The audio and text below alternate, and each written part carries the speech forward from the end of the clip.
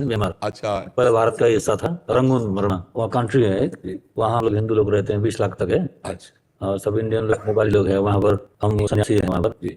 तो 2006 से हमको कैंसर हुआ था, ब्रेन ट्यूमर हुआ था। ब्रेन ट्यूमर हुआ था, फिर उसको 3 बार हमको ऑपरेशन करना पड़ा महाराज। फिर जो है हमने भागवत या और गीता वगैरह इत्यादि, हम धर्मशास्त्र मेरा पढ़ाई हुआ था।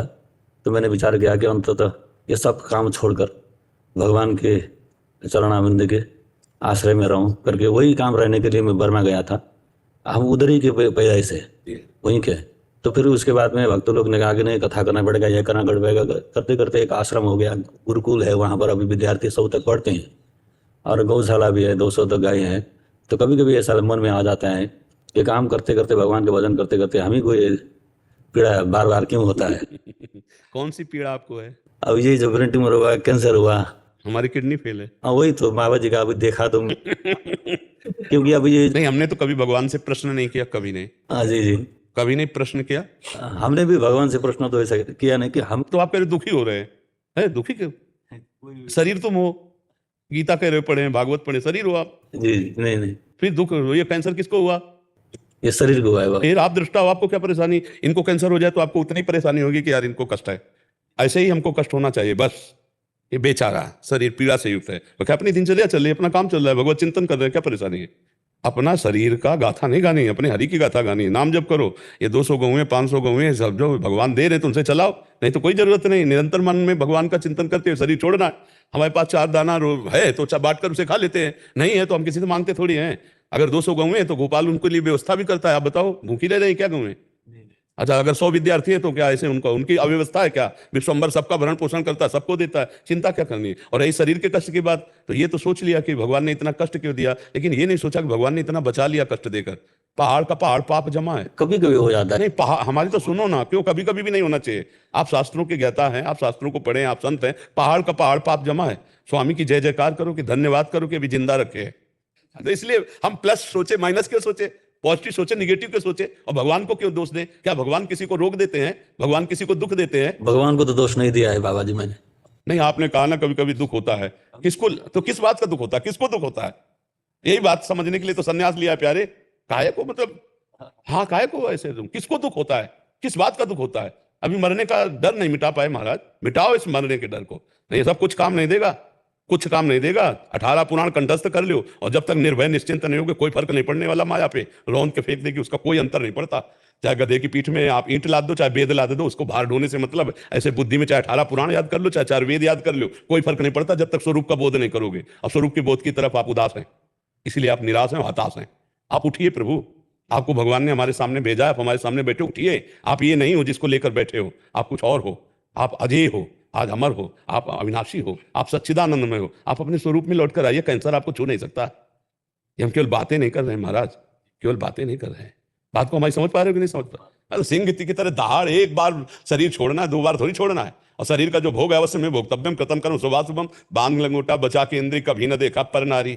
भिक्षा के टुकड़े खा करके तब चढ़ी धर्म की तैयारी। हम लोग कहीं ना कहीं से टूट गए हैं, इसीलिए हमारी हालत ऐसी हो रही। नहीं होना नहीं चाहिए। सिंह का बच्चा सिंह ही होता है, सियार नहीं होता है।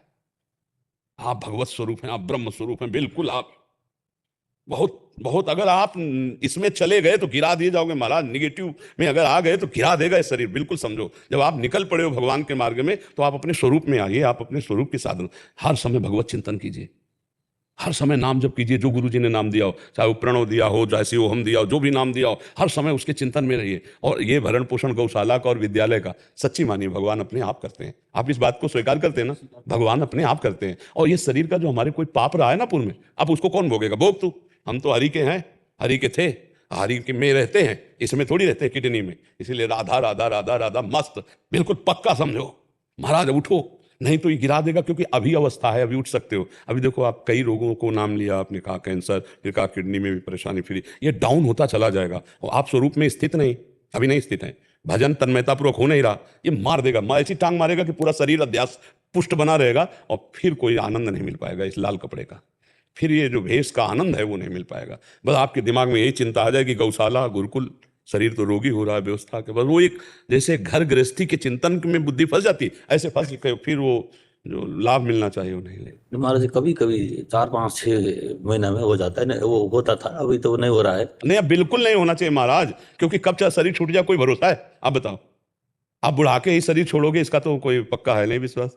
तो इसलिए हर समय अलर्ट रहो, दुश्मन कभी भी अटैक कर सकता है हर समय। जी का जब वो वीडियो मैंने बार बार देखता था, अब जब वो देखने के बाद तो मुझे अभी हुआ नहीं है। जब वो मेरा भी वो करके ऐसा वीडियो में मैंने देखा था, देखो मैं भी किडनी का। हाँ वो जब, हाँ वो लोग, नहीं एक ब्रजवासी जन आए, उन्होंने कहा बाबा तुमसे एक सच्ची पूछते हैं, क्या तुम सही किडनी में बीमार, किडनी के बीमार हो? हम कहा यार 20 साल हुए जा रहे। बोले बाबा किसी को विश्वास नहीं होता। तब हमने कपड़ा उठा के दिखाया कि देखो ये सब छेदल वेदल ऑपरेशन है, यहाँ से डायलिसिस होता है, इसलिए ऐसा। अरे इस बहुत भगवान का मार्ग बड़ा मस्ती का मार्ग है यार। ये साधु का मतलब समझते हो? काम क्रोध विजयी, लोभ मत विजयी, चाह मिटी चिंता मिटी, मनुआ बेपरवाह, जिनको कछु न चाहिए उस सहन के साथ, न जीने की चाह न मृत्यु का भय, एक अमोघ आनंद। ऐसा बाबा गिरी कोई खिलवाड़ थोड़ी है, एक अमोघ आनंद, एक परमानंद, हर समय उसी आनंद की स्थिति में। नहीं तो महाराज इस समय, इसी समय वर्तमान में पूरे शरीर में भीषण पीड़ा है। आप देखो कोई डिस्टर्ब नजर आते हैं, हम डिस्टर्ब नजर आ रहे हैं कि हम परेशान हैं, हम हाय हाय बच रहा है। बस यही यही यही हम समझाना चाहते हैं कि एक है ऐसा परमात्मा जिसकी शरण में हो जाओ, राधा राधा पुकारो, हर दुखों से लड़ने की ताकत आ जाएगी, मस्ती आ जाएगी। ये भगवान के नाम का आशव है, इसका प्रभाव हर समय 24 घंटे, एक अपार मस्ती, बिना पिए ये रसासो नाम का नशा चढ़ाओ, ऐसा नशा चढ़ जाएगा, आनंद में मस्त हो जाओगे। जाना तो है ही यार, क्या दो ना। काल को भी अंगूठा दिखा दे, काल की भी ताकत हमारे ऊपर नहीं है, काल की ताकत शरीर पे है। और शरीर, अब ये बातें इसलिए निकल रही भैया कि घर आ गया नजदीक, अगर रास्ते में टायर पंचर हो जाए गाड़ी का तो यही हालत होती जो आप बोल रहे हैं।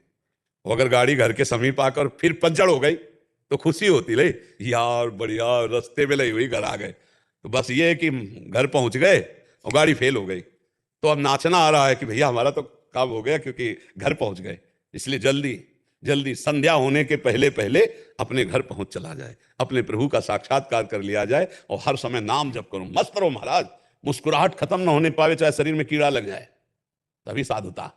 हाँ 22 बाजारों में ठाकुर हरिदास के मार कोड़े खाल खींची जा रही और हरि बोल जैसे कोड़ा पड़ता, हरि बोल। ये है मस्ती, ये है मस्ती। मस्ती में कोई फर्क नहीं तो फिर साधु संसारी में क्या अंतर होगा? अब बताओ क्या अंतर होगा? ये लोग भी तो ये कहेंगे कि ऐसा तो हमारा भी दिमाग कहता है, तो फिर हमें इनमें अंतर क्या रहेगा? हमें इनमें अंतर यही है कि ये शरीर को लेकर जीते हैं, हम प्रभु को लेकर जीते हैं। ये शरीर में जीते हैं, हम प्रभु में जीते हैं। ये शरीर संबंधियों को अपना मानते हैं, प्रभु को अपना मानते हैं। अंतर यही, तभी तो हाथ जोड़ते हैं संतों से, काय को जोड़ते हैं? वही पंच भौतिक शरीर है, वही सब है, लेकिन ऐसे करते हैं कि जहां हम फिसल गए वहां तुम पास हो गए, जहां हमें निकलना चाहिए वहां से तुम निकल गए। इसीलिए तो संतों को प्रणाम किया जाता है, और काहे के लिए प्रणाम किया जाता है? इसलिए मस्त रहो महाराज, आपके ऊपर बहुत कृपा है ठाकुर जी की। अब उस कृपा और मैं बार बार तो भगवान की कृपा ही समझता हूँ कि मुझे ये हुआ है, इसलिए मैं भजन से भाग नहीं रहा हूँ। और कभी कभी ऐसा हो जाता है, ज्यादा काम लोड हो जाता है, और जैसा कि महाराज जी ने कहा कि थोड़ा पानी भी मैं नहीं पी रहा हूँ, तो ऐसा ही बहुत मुझे भी। तो मुझे कोई पश्चाताप नहीं, कोई शौक नहीं, वो मैं जब महाराज जी का वीडियो देखा तो उसके बाद तो मुझे अभी एकदम आनंद में, इसलिए मैं दर्शन करने के लिए आया हूँ। और आज से आपको एक बैटरी विशेष चार्ज मिलेगी, आप बाहर निकल के जाना और देखना कि आप में एक विशेष चार्जिंग रहेगी, क्योंकि आप महारानी जी के धाम आए, श्री राधिका कृपा बिन सबके मननगम। और जैसे भी हम श्री जी के हैं तो श्री जी के संबंध से सबको कृपा प्राप्त होती है, सबको बल प्राप्त होता है। इसलिए आप बलवान बनो और निर्भय रहो, निश्चिंत रहो। ये पश्चाताप मत करो कि मुझे क्यों हुआ कैंसर, नहीं। हम तो बहुत खुशी है कि अगर प्रभु हमारी दोनों किडनी फेल किए हैं तो कहीं पास कर दिए हैं। तो असली में जो शरणागति हुई वो किडनी फेल के बाद हुई, नहीं साधना तो चल रही थी, सब कुछ हो रहा था, पर शरणागति असली में जब द्रौपदी ने देखा कि पांचों पति सर झुकाए हैं और कोई सभा में मेरी रक्षा करने वाला नहीं, तो दांत से पकड़ लिया। जब दांत से भी छोड़ा तब असली शरणागति हुई कि गोविंद द्वारिका वासिन। तो यही भगवान का वस्त्रावतार हो गया। ऐसे ही जब अब तो किसी काम का नहीं रहा प्रभु, हे प्रिया जो आप ही देख लो, आप ही हमारा साधन हो, आप ही हमारा साथ दो, बस पकड़ लिया। उसी दिन से बात बन गई। नहीं तो कृपा होती है, जब असाध्य रोग आता है तो भगवत प्राप्ति के लिए सहयोग आता है, कृपा होती है। इसलिए बहुत मस्त रहो, आपके ऊपर विशेष कृपा भगवान की है, ठीक है।